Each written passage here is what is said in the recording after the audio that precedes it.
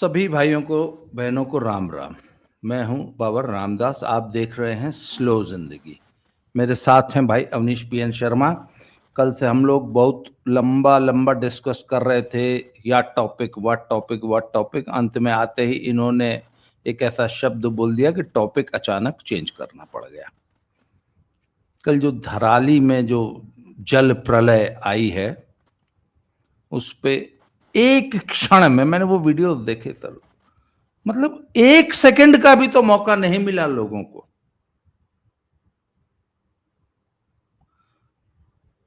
मैंने आज तक अपने पिताजी के मुंह से यही सुना था कि दीवार गिर रही हो, पेड़ गिर रहा हो, कोई चट्टान गिर रही हो, या ऐसा कुछ भी घर गिर रहा हो अगर, तो 1 2 दिन 3 दिन पहले से बताना शुरू कर देता। और ये मेरा निजी अनुभव है। मैंने एक पेड़ को गिरते देखा है, बकायदा टक अंदर से उसके जब तंतु टूटते हैं तो टक टक ऐसे आवाज आती है।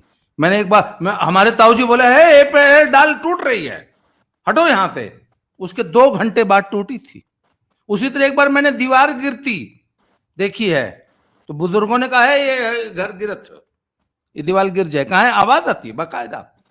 सर पर वो थ्योरी फेल हो गई कल। प्रकृति ने कोई मौका ही नहीं दिया, कोई वार्निंग नहीं।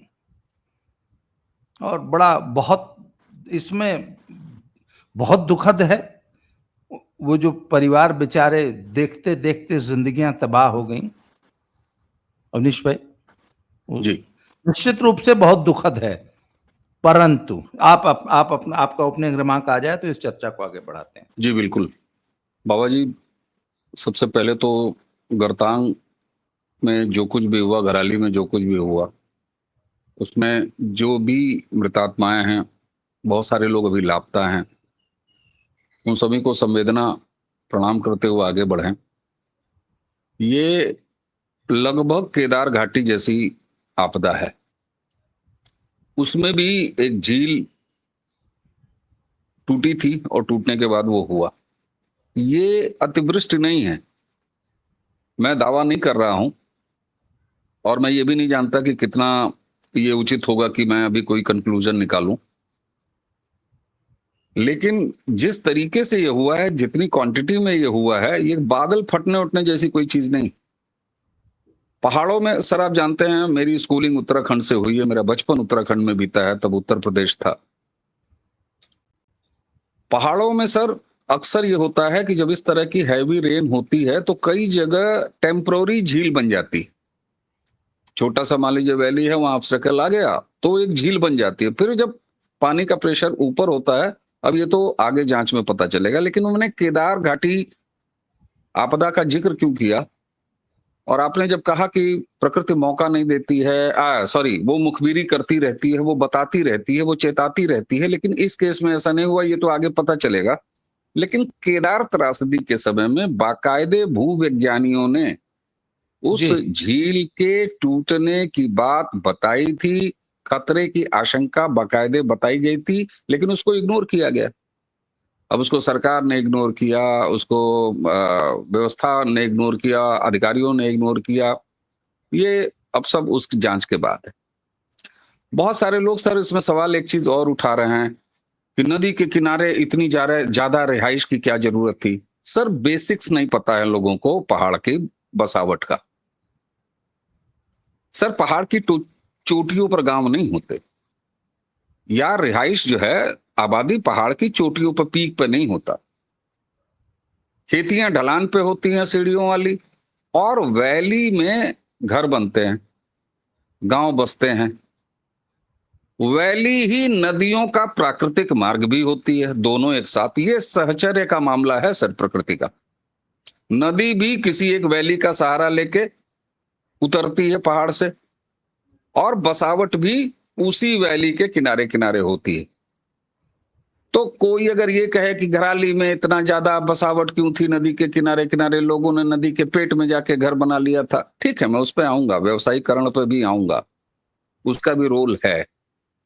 लेकिन हमें ये देखना पड़ेगा कि इसके मूल कारण में मैं कोई भूविज्ञानी नहीं हूं, लेकिन ये हम सबको पता है कि सबसे एक्टिव अगर विश्व में कोई पर्वत श्रृंखला है और सबसे नई है जो लगातार अभी बन रही है, इसीलिए हिमालय रेंज हमेशा थोड़ा ऊंचा होता है, क्योंकि प्लेट्स की वजह से ही पहाड़ बनते हैं। तो वो क्रिया अब भी जारी है, हालांकि 20-25 हजार साल पहले ये सब हुआ, लेकिन ये क्रिया अभी भी जारी है। और इसीलिए सबसे कच्चे, सबसे जिंदे, सबसे कोमल, सबसे सुकोमल विश्व में हिमालयन रेंज को कहा जाता है। अब सवाल ये होता है सर कि आदमी का रोल यहां पर कहां आता है, मनुष्य का रोल कहां आता है? निश्चित तौर पर घराली में वो जो बाशिंदा है घराली का, क्या घराली एकदम से था ही नहीं? वहां कोई गांव नहीं था। गरतांग गली जो है उसमें कोई गांव नहीं था।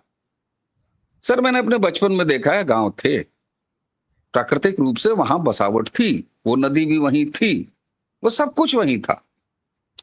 लेकिन व्यवसायीकरण हर जगह हुआ है और उसकी वजह से कंक्रीट के जंगल आपको ज्यादा दिखाई दे रहे हैं। होम स्टे हो गए, होटल्स हो गए, मोटर्स हो गए, तमाम तरह के लॉजेस हो गए, व्यवसायीकरण हुआ है।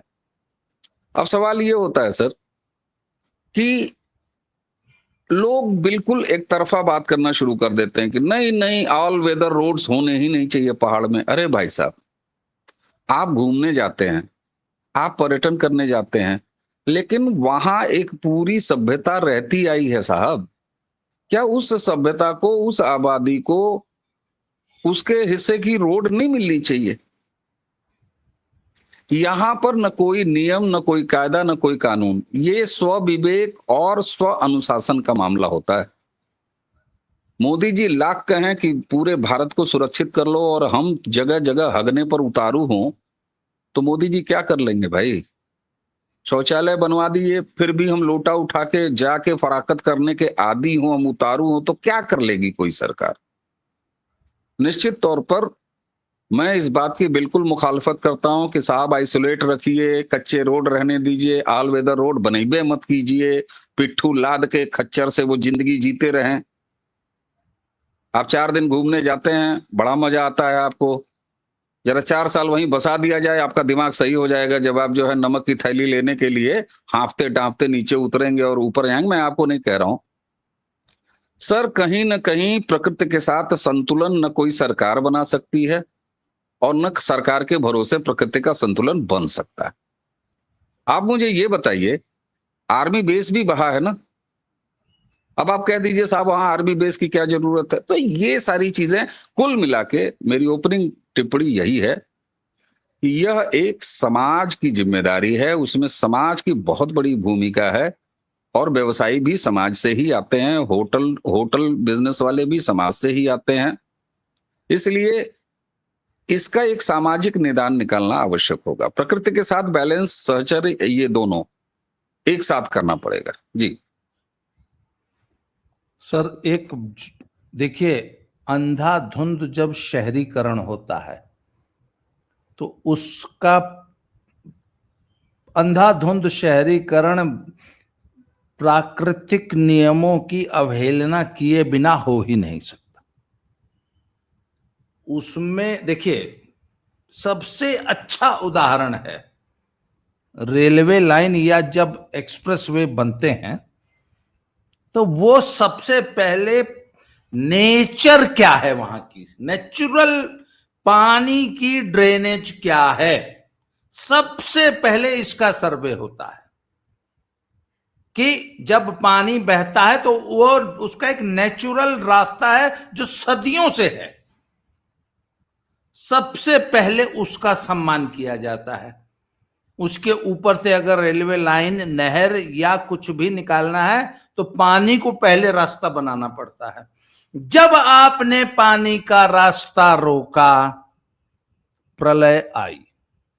भिवानी, एक मिनट, भिवानी एक शहर है हरियाणा में। आज से करीब 30 साल पहले वहां एक बार ऐसी भयानक बाढ़ आई।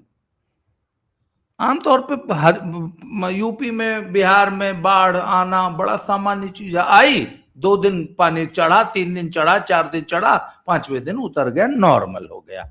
सब भिवानी में बाढ़ आई और डूब गया, और डूब नहीं गया, पानी वहीं रुक गया। क्यों आई, क्यों थी बाढ़? 20 साल तक कोई बहुत ज्यादा बारिश नहीं हुई थी, पिछले 20 साल से। 20 साल में शहर गया बाढ़। तो जो नेचुरल ड्रेनेज था, लोगों ने वहां कॉलोनियां काट के पानी की नेचुरल ड्रेनेज को रोक दिया। अब भिवानी क्या हुआ, ये मेरी आंखों देखी बात बता रहा हूं, एक कटोरा नुमा एक स्ट्रक्चर बन गया, अगल बगल से ऊंचा, बीच में गहरा, कटोरा जैसे होता है। और जो पानी की नेचुरल ड्रेनेज थी, वहां कॉलोनियां बन गई। बारिश हुई 2 दिन जबरदस्त, वो कटोरा पानी से भर गया। अब निकले कैसे? सरकार के सामने समस्या की निकले कैसे? सर बात यह है कि ये जहां भी पानी में मकान बहने की आपदा आएगी, आपने पानी के रास्ते में घर बनाया है या कंस्ट्रक्शन की है, सिर्फ उस एक नियम का पालन कर लीजिए, 90% दुर्घटनाएं बच जाएंगी।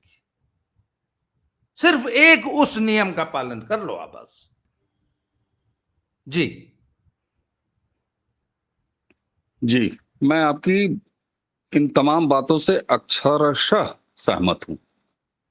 मेरा गृहनगर गोरखपुर तराई के इलाके का शहर है। 2 नदियां हैं, पूर्वी उत्तर प्रदेश हो, बिहार हो, आपने जैसे कहा। हालांकि इस समय आप देखिए तो हमारा गृहनगर ठीक ठाक है, और आगरा और इस तरह के ड्राई एरियाज में जो है ना, सो कॉल्ड ड्राई एरियाज, वहां पर बाढ़ आई हुई है। सवाल ये है सर कि आपकी बात से बिल्कुल सहमत हूं, लेकिन इस त्रासदी में आप देखिए, मैं जनरलाइज भी कर दूंगा इन बातों को। आपने वीडियोस देखे हैं सर? गरतांग गली जो है, नदी उसमें से आ रही है, वो ट्रेडिशनल बिल्कुल रूट है, इंक्रोचमेंट हुआ है, मैं इस पे इनकार नहीं कर रहा हूं। लेकिन आपने ये देखा कि एक दूसरी पहाड़ी से बिल्कुल एक नया रास्ता, एक नई नदी आई है। पानी का फ्लो इतना ज्यादा था कि ओवरफ्लो कर गई है नदी असल में, ओवरफ्लो, और उसने एक दूसरा रास्ता बनाया। और उस पानी के नदियां, मलबा जो, सर वो नया रास्ता क्यों बनाना पड़ा नदी को? क्योंकि पानी के साथ मलबा आ रहा था, मलबा आ मलबे ने रहा था, नया रास्ता बना दिया। नया रास्ता बना दिया। पानी तो है, पानी तो जाएगा। आपको एक उदाहरण देता हूं। बिहार की एक नदी का नाम कोसी। जी जी। कोसी के बारे में बहुत कुख्यात नदी है। किस बात के लिए कुख्यात है? हाँ उस पर पुल नहीं, बहुत समय तक पुल नहीं बन सका बगहा में। नेपाल और यूपी और बिहार, ये बिल्कुल वहां पर तीनों बॉर्डर लगते हैं। क्यों? नदी की ये प्रकृति है कि वो अपना रास्ता बदलती है। वो नदी ऐसी जीवित नदी जो उसको मैंने देखा है, कभी वो यहां बहती है और कभी 8 किलोमीटर, 10 किलोमीटर, 15 किलोमीटर दूर चली जाती। आप कहां पुल बना लेंगे? तो नदी की ये प्रकृति होती है, और पानी की ये प्रकृति होती है भाई। आप पानी, अच्छा, कब एक लोटा वही पानी नहीं, गिरेगा? दुनिया की हर नदी रास्ता बदलती है, भाई थोड़ा बहुत थोड़ा बहुत। नदी हाँ, की नदी की बेसिक प्रकृति है। ये प्रकृति है सर। इस समय घाघरा में कटान हो रही है, गंगा में कटान हो रही है। दर्शक इस बात की तस्दीक करिएगा, आपको बिहार के जमनिया गांव के कितने वीडियोस आपको दिख गए होंगे। वो गांव आज का बसा हुआ, अब आप कह लीजिए कि वो गांव वहां पर क्यों बसा, आदमी की खुरापात है। सर पहले तो ये प्राकृतिक आपदा आएगी, आप इसे रोक नहीं सकते ईश्वर के अलावा, पहली चीज। दूसरी चीज, प्रकृति के साथ सहचर्य। पहाड़ में अगर वहां पर गांव बसे, तो उस पहाड़ के जीवन के साथ अपना जीवन मिला के चलने वाले पहाड़ के पुरखों ने वहां पर गांव बसाया। ऐसे नहीं सपना आ गया और किसी सेठ जी ने दिल्ली से जाके वहां होटल खोल दिया और तब वहां पर गांव बसा।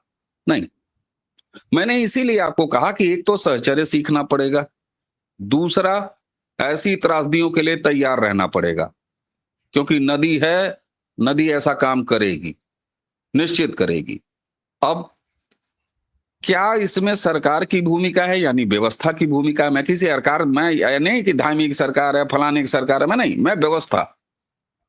और जब व्यवस्था की बात कर रहे हैं तो उसमें मुख्यमंत्री से लेके और चौकीदार तक शामिल है, मजदूर तक शामिल है, पीडब्ल्यूडी का। व्यवस्था को निश्चित तौर पर एक मानक बनाना होगा आपको कि इस तरह के जगहों पर जो पहाड़ी इलाके हैं, वहां पर आपको पहले तो एक मानक आप बना दीजिए कि ये यहाँ के लोकल रेजिडेंट हैं, ये गांव वाले हैं, ये यहाँ के पुराने पुरखे बशिंदे हैं, इनका पहला हक है, ये तो रहेंगे ही। लेकिन इसके अतिरिक्त जो भी वहां पर आबादी जाएगी उसकी एक लिमिटेशन होनी चाहिए, पहली चीज। दूसरी चीज, फिजिकल डेवलपमेंट्स। ये काम तो भैया वहां की पंचायत का है, वहां की राज्य सरकार का है, रेवेन्यू डिपार्टमेंट का है कि मत बनने दो वहां पर घर।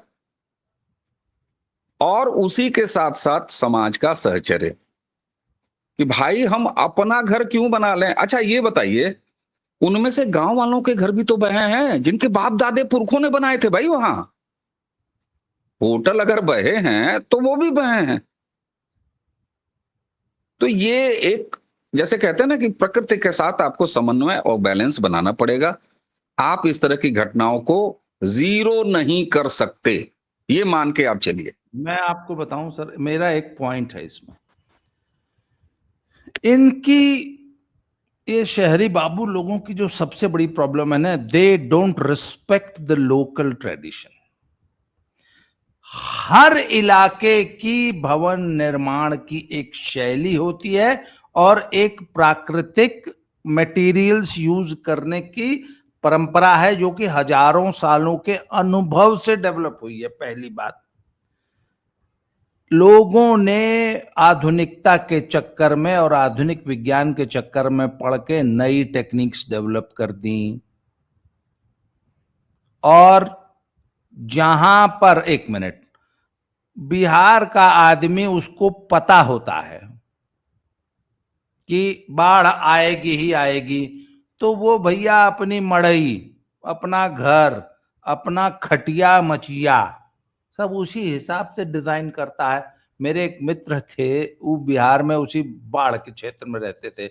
बोला ये बाढ़ आ गई, बाढ़ आ गई, ये जो जितना हल्ला गुल्ला है ना, ये एक तो नेतवा मचाते हैं कि करोड़ों रुपए अंदर कर लेते हैं बाढ़ राहत के नाम पे, या फिर ये शहरी बाबू लोग और एनडीटीवी की पत्रकार मचाती हैं। जो लोकल आदमी है वो बाढ़ में तैरते हुए फर्स्ट क्लास खाना बना के चूल्हे पे खाता है। मैंने पूछा वो कैसे भैया?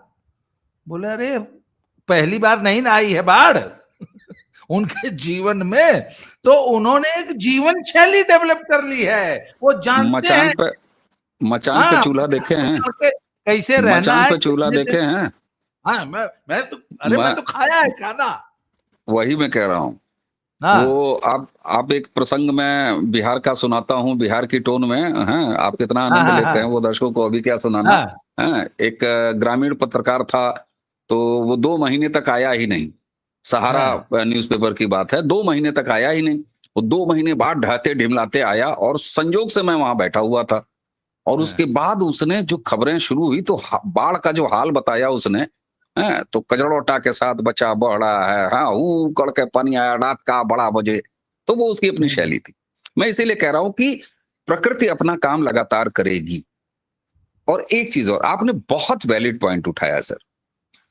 मतलब गाली देने का मन कर रहा है, लेकिन अब क्या कहें, प्लेटफॉर्म की सभ्यता है, कैसे गाली दें। पर्यटन को लोग जानते हैं क्या समझते हैं? दक्षिण में जाना है और वहां के मठ मंदिर और प्रकृति देखना है, समुद्र, ये सब देखना है, और खाना क्या है? आलू भिंडी की तरकारी, अरहर की दाल, भात और रोटी, जो ससुरा 365 दिन अपने घर में बैठ के खा रहे। अरे भाई, दक्षिण भारतीय इसी नहीं को खाएगा। पर्यटन नहीं कहते।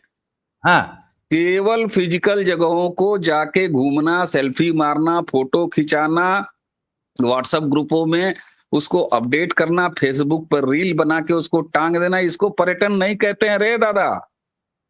पर्यटन में वहां का भोजन, यह भी पर्यटन है। आप वहां का हैं तो लोकल खाना खाइए। लोकल जीवन शैली, सबसे पहले लोकल जीवन मैं शैली और लोकल ट्रेडिशंस। मैं उसी की डिटेलिंग कर रहा हूं। आपने जिसको हाँ, लोकल जीवन शैली कहा, तो उसमें भोजन संस्कृति, लोकल, यस, स्थानीय। अगर कपड़ा केरल पहनना, गए हो, अगर लोकल केरल गए हो सेंसिबिलिटीज, तो लोकल सेंसिबिलिटीज। एग्जैक्टली अगर केरल गए हो बाबू, तो बैक वाटर्स में जाके वहां के सी फूड खाओ। अब कहोगे हम तो भैया महातिवारी हैं, हम कैसे खा लें जनेऊधारी महातिवारी। अरे भैया, वहां वेजिटेरियन ऑप्शंस भी हैं, वहां साग भाजी भी है, लेकिन वहां का खाओ, वहां जाके परवल का भुजिया, और पंजाब से गए हो तो कहो नो ना जी, छोले हम भटूरे तो खाऊंगा। मक्के की रोटी और सरसों दा साग चाहिए। अबे तो रह लो ना उधर ही, काहे निकले भैया, कौन कहा था पैसा लगा के पर्यटन करना। आपने बिल्कुल वैलिड पॉइंट उठाया सर। इसी तरह कंस्ट्रक्शंस, आप नॉर्थ ईस्ट चले जाइए, असम में। असम में तो ऐसा नहीं है ना कि वहां पर बहुत ज्यादा बर्फ पड़ता है या बर्फबारी होती है। भाई असम ऐसी जगह नहीं है कि जहां बर्फबारी होती है, लेकिन आप वहां चूंकि प्रकृति ऐसी है कि नम वातावरण है, और वहां पर जंतुओं का आना, तो आप हर घर को देखेंगे एक सॉलिड ऊपर पिलर्स पर बना होता है, पहला चीज। दूसरा, उसकी छतें ऐसे होती हैं, क्यों? क्योंकि उसको आसान टाइप घर बोला ही जाता है। इंसुलेटेड दीवारें होती हैं, और दो दीवारों के बीच में बाकायदे 3 से 4 फीट का गैप होता है। तो आप अगर पहाड़ में जाके घर बना रहे हैं, होटल बना रहे हैं, रिजॉर्ट बना रहे हैं, तो भैया वहां पर घर घरा के आरसीसी मत ढालो। एक समय मुझे याद है सर, मिर्जापुर चुनार के आसपास, मैं अभी विंध्याचल गया था, होके आया हूं। मैं अपने बचपन से जाता रहा, पिताजी ले जाते थे। आपका तो पड़ोसी रहा है, आप हमेशा देखते होंगे वहां की छतें कैसे ढाली जाती थी ट्रेडिशनली। गॉर्डर होते थे, और गॉर्डर के बीच में स्लेट होती थी पत्थरों की, और उससे छत होते थे पूरे मिर्जापुर चुनार के एरिया में। लेकिन आज वहां चले जाइए, आरसीसी पिलर खड़े हैं। अरे क्या आवश्यकता है भाई। मैं प्रणाम करता हूं। आपको याद होगा राजस्थान हम लोग गए थे, वहां की स्थापत्य कला आप देखिए, आज भी वहां एक अच्छा प्रतिशत ऐसा है जो पहाड़ों के स्लैब को यूज करता है, पत्थरों के स्लैब को यूज करता है। पहाड़ों में इसी तरह घर बनाने की छतें जो होती हैं, तो स्लेट उसको बोला जाता है। और स्लेट, वो स्लेटें जो है एक दूसरे से चिपकी नहीं होती हैं किसी चीज से, उसमें कोई सीमेंट नहीं होता है। अब होता उससे क्या है, वो हल्की होती हैं, वो प्रकृति के साथ अपना मेल रखती हैं, वो किसी न किसी तरीके से वातावरण के साथ सामंजस्य बैठाती हैं, जिससे स्लेट वातावरण का में चाहे वो स्लेट तापमान हो, चाहे जी जी। स्लेट का एक गुण बता दूं, हमको भी नहीं हाँ पता था। हाँ हम लोग हाँ गए जंजैहली, 2 महीना रहे हम और हमारी धर्मपत्नी। कुछ मेहमान आए तो हमने कहा आज बाटी चोखा लगेगा और दाल हाँ जो है चूल्हे पे बनेगी। सुनिए, तो हमने सब 2 पत्थर रख के, 2 पत्थर रख दिए, उस पर कर दिया, आग जला दी, हड़िया चढ़ गई। तो उसके बगल में एक स्लेट पड़ी थी, हमने, हवा आ रही थी तो वो चूल्हे से एकदम सटा के एकदम वहां रख पे दिया होगा। स्लेट लगा दी। थोड़ी देर में पत्थर बहुत गर्म हो गया। इतना बड़ा जो पत्थर थे दो, जिन पे हमने चूल्हा बनाया था, वो बहुत गर्म हो गए। 2 ढाई 3 घंटे का कार्यक्रम था। अचानक मेरा हाथ उस स्लेट पे लगा। अरे मैंने कहा ये स्लेट तो ठंडी है। ओ, मैंने कहा इसीलिए इसकी छत बनाते हैं, सब ना बना, ये गर्म होती है ना ठंडी होती है। न ठंडी हो। 2.5 घंटे चूल्हे में पड़ी रहने के बावजूद गर्म नहीं हुई। तो मैंने कहा यार, हमारे पूर्वजों ने ये नॉलेज, तो एक्वायर्ड नॉलेज होगा ना, एक्वायर्ड किसी को नॉलेज। समझ में आया होगा कि है यार इसकी बनाओ, ये एक तो कट जाती है पतली पतली, और देखिए उसकी, वही मैं पतलेपन की गर्म बात कर ठंडी रहा नहीं था। होती है। आपने देखा है, आपने देखा है वो कोई उसका वजन कितना होता है, वो इतनी पतली, हाँ, बमुश्किल बमुश्किल आधे इंच से भी कम की स्लेटें अरे आपको मिल जाएंगी। मुश्किल से 1 सेंटीमीटर मोटी होती है। हाँ, हल्का, टाइल्स के वजन बराबर, हल्का रखना होता है ना उसका। टाइल्स के बराबर हो जाती हैं, और एक दूसरे के टाइल, ऊपर उसको बिल्कुल चढ़ा के टाइल है ही वो टाइल। हाँ, एक दूसरे के ऊपर उसको ऐसे चढ़ा के बना दिया जाता है। अब आप देखिए, आपने जब ये गर्म होने वाली बात बताई, तो वो क्या किया उसने, प्रकृति के तापमान को एडजस्ट किया, रहने वालों को आराम तो और दिया ही। एक और, जोधपुर का किला हम घूमने गए, भीषण गर्मी थी, शाम 6 बजे थे। तो अचानक मैंने दीवार पे हाथ रखा। ठंडी। अरे मैंने कहा यार, ये ओए, ये पत्थर गर्म नहीं हुआ, बाकी जल रहा था सब कुछ।